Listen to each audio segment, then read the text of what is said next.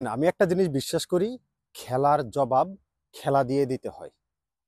মাঠের জবাব মাঠে দিতে হয়, তবে সেটা খেলা কেন্দ্রিক জবাবটা হবে। ব্যাট আর বলের মাধ্যমে জবাবটা দিতে হবে।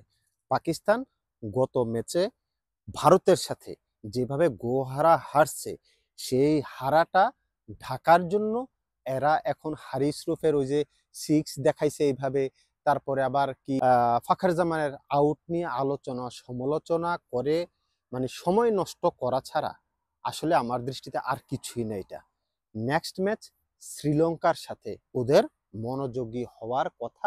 শ্রীলঙ্কার ম্যাচকে ঘিরে শ্রীলঙ্কার সাথে কিভাবে ম্যাচটা জিতা যায়, শ্রীলঙ্কার কোন কোন উইক সাইড আছে, সেই সাইডগুলা ফাইন্ড আউট করে ওইটা নিয়ে কাজ করা। আদারওয়াইজ শ্রীলঙ্কার সাথেও পাকিস্তান হারার পসিবিলিটি আছে, কারণ সোশ্যাল মিডিয়ায় এবং প্রতিটা মানুষ পাকিস্তানি সাপোর্টাররা দেখছি যে ওইটা নিয়ে পড়ে আছে। হারিস রুফ 6 দেখাইছে, তারপরে মানে বদলা নিয়ে নিছে, আমরা 6 দেখাই বদলা নিয়ে নিচ্ছে। তোমাদের জবাব দেওয়ার থাকলে ইন্ডিয়াকে জবাব দেওয়ার দরকার ছিল ব্যাটে বলে, যেটা তোমরা দিতে পারো নাই, বিভিন্ন কারণে দিতে পারো নাই। এনে আগামীকাল ম্যাচ, গুরুত্বপূর্ণ ম্যাচ, সেই ম্যাচে অংশগ্রহণ করবে শ্রীলঙ্কা বনাম পাকিস্তান। ম্যাচটা কি হতে পারে একটু আলোচনা করব এই ভিডিওতে। তবে ভিডিও শুরু করার আগে সবসময়ের মতো বলে নিতে চাই, আপনি যদি সাদাকে সাদা কালোকে কালো বলতে শুনতে অপছন্দ করে থাকেন, তাহলে প্লিজ এই ভিডিওটা আপনার জন্য না। এখানে আসলে কোনো প্রতিহিংসামূলক কিংবা কাউকে অ্যাটাক করে নেগেটিভিটি ছড়ানো ভিডিও আপনি পাবেন না আমার চ্যানেলে। সুতরাং আসলে চলে যাওয়াই ভালো। তারপরেও কমেন্ট বক্সে এসে বাজে মন্তব্য, অপ্রাসঙ্গিক মন্তব্য করা থেকে নিজেকে বিরত রাখেন প্লিজ, সবার প্রতি রিকোয়েস্ট। সাদাকে সাদা কালোকে কালো বলিব, সাদাকে কালো কালোকে সাদা বলিতে পারিব না, আর আইসক্রিম ব্যতীত কারো পা চাটিতে পারিব না। Hello viewers, it's me Roni bro, welcome to another new video. কথা বলছিলাম পাকিস্তানের ম্যাচ নিয়ে, যেটা আগামীকাল শ্রীলঙ্কার সাথে। পাকিস্তান অলরেডি সুপার ফোরে তাদের প্রথম ম্যাচে ভারতের সাথে হেরে একটু ব্যাকফুটে আছে, কিন্তু এই ব্যাকফুটটা আসলে তারা নিজেরাই দায়ী। আরও বেশি যখন খেলা শেষে পরবর্তী খেলা নিয়ে আলোচনা না করে যা ঘটে গেছে সেইটাকে বিভিন্নভাবে আপনার সমালোচনা, বিভিন্নভাবে আলোচনা, বিভিন্ন ইস্যু নিয়ে তারা আসলে ব্যস্ত। এটা না হয়ে তারা যদি একটু গঠনমূলক আলোচনা করত, কি ভুল হয়েছে এই ম্যাচে, কি ভুল করা যাবে না আগামী ম্যাচে, তাহলে আমার মনে হয় যে তাদের জন্য ভালো হতো। তারা যেটা করছে এটা তাদেরকেই আসলে পিছিয়ে দিচ্ছে, এক কথা বলতে গেলে তাদেরকে পিছিয়ে দিচ্ছে। এখন আসেন শ্রীলঙ্কা সাথে তারা কেমন করতে পারে। শ্রীলঙ্কা বাংলাদেশের সাথে ম্যাচ হেরেছে, কিন্তু ওরা ভালো ক্রিকেট খেলেছে। শ্রীলঙ্কাও এখানে সুপার ফোরে ম্যাচ হেরেছে, কিন্তু ওরা ভালো ক্রিকেটটা খেলে ম্যাচটা হেরেছে, কারণ বাংলাদেশ তাদের চাইতে আরেকটু ভালো খেলছে। আর পাকিস্তান ম্যাচ হেরেছে, পাকিস্তান ভারতের কাছে এটা ভালো খেলে হারে নাই।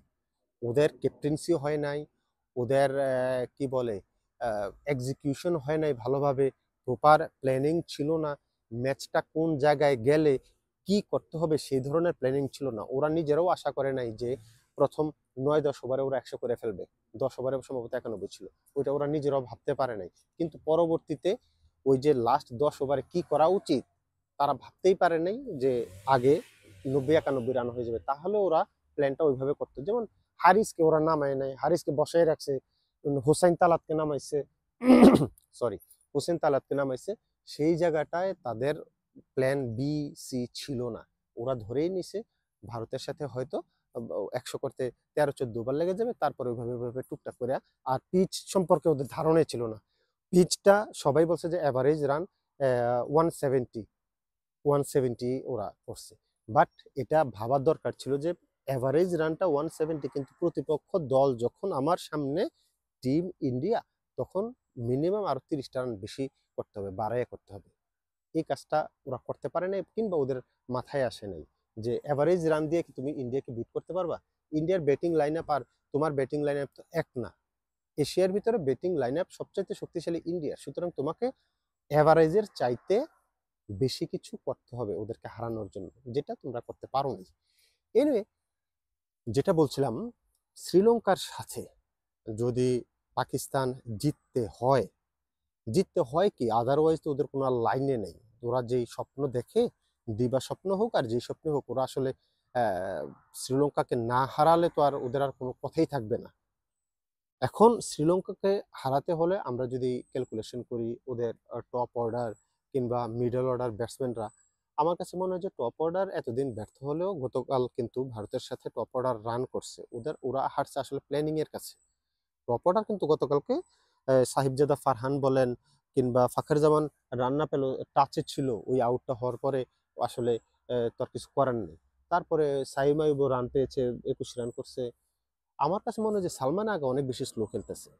তারপরে হুসাইন তালাতকের তো কোনো প্রয়োজনই নেই ওই মুহূর্তে। ওভার আছে 10 ওভার, আপনি 11 বলে 11 রান, 11 বলে 12 রান, কোনো রান নাকি? এটা কোনো রান না। মিডল অর্ডারটা আসলে ডিসাইড করে দেয় ম্যাচটা কোন দিকে যাচ্ছে, ইনিংসটা কোন দিকে যাচ্ছে। সেই জায়গাটাতে আসলে ব্যর্থ হয়েছে পাকিস্তান মিডল অর্ডারে। এখন নেক্সট ডেতে শ্রীলঙ্কার সাথে মিডল ওভারে কেমন করে সেটা একটু দেখার বিষয় আছে, কারণ শ্রীলঙ্কার স্পিন ইউনিটও কিন্তু ভালো। ভারতের মতো ভালো না হলেও ভারতের কাছাকাছি স্পিন অ্যাটাকটা কে, হাসারাঙ্গা, ওয়াল্লা লাগে। আপনার এই জিনিসটা খেয়াল রাখতে হবে। আসালাং, এই যে এই জায়গাটাতে তো ওরা দুর্বল পাকিস্তান মিডল ওভারে বলে তো করবে ওরা, সুতরাং ওদেরকে কিভাবে সামলাবে? এখন যদি স্ট্রাইক রেট রোটেট করে না খেলতে পারে পাকিস্তান, আসলে মিডল অর্ডারেই পাকিস্তান ম্যাচ থেকে ছিটকে যায়। এখন আসি শ্রীলঙ্কার টপ অর্ডার মিডল অর্ডার। শ্রীলঙ্কার টপ অর্ডার ফর্মে আছে নিশানাঙ্কা, তারপরে আপনার কামিন্ডু মেন্ডিস বলেন, কুশাল পেরেরা বলেন, কুশাল মেন্ডিস বলেন, নিশারা বলেন, এরা ভালো টাচে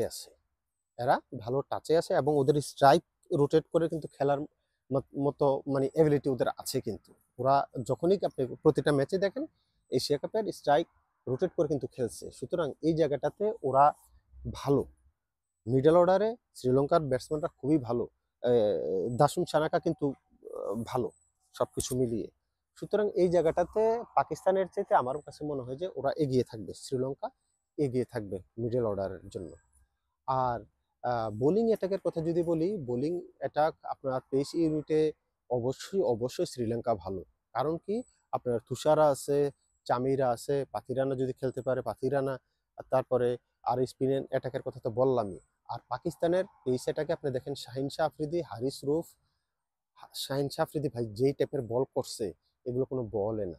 ওভারের প্রথম বল, ইনিংসের প্রথম বল লেগ সাইডে এভাবে কেউ বাউন্স দেয়? যেভাবে অভিষেক শর্মা তাকে 6টা মাইরে যে গালিটা দিছে, এটা কোনো বল হয়েছে? এনিওয়ে, অভিষেক শর্মা না মানে মারতে মারতে পারলেও যে অন্যরা মারতে পারবে না তা না। অভিষেক শর্মা যে বলটা পাইছে একবারে মারারই বল পাইছে, আর হয়তো যেটা মারার বল না সেটাও মারে। কিন্তু শ্রীলঙ্কার এখানে হয়তোবা যদি এই ধরনের বাজে বল না করে শ্রীলঙ্কার সাথে শাহিন শাহ আফ্রিদি পার পেয়ে যেতে পারে। তবে পাকিস্তানের চাইতে শ্রীলঙ্কার বোলিং অ্যাটাকটা আমার কাছে বেশ ভালোই মনে হচ্ছে। দেখা যাক কি হয়, কতটুকু কি করতে পারে। তবে পাকিস্তানের জানে কিন্তু পানি নেই, এই ম্যাচ জিততে হবে যে কোনোভাবেই, যে কোনোভাবে মানে ব্যাটে বলে আর কি, ওই যে সেলিব্রেশন করে না আর এইভাবে দেখাইয়া না, সেলিব্রেশন করে এইভাবে দেখাইয়া ম্যাচ জিতা যায় না। যাই হোক, ক্রিকেট মাঠে ক্রিকেটটা ভালো খেলতে হবে, যেটা পাকিস্তান আসলে খেলতে পারে নাই ইন্ডিয়ার সাথে, ফাইটে করতে পারে নাই। দেখা যাক কালকের ম্যাচে কি হয়। তবে আমি এগিয়ে রাখবো শ্রীলঙ্কাকে তুলনামূলকভাবে 60 আর 40, শ্রীলঙ্কা 60%, পাকিস্তান 40%।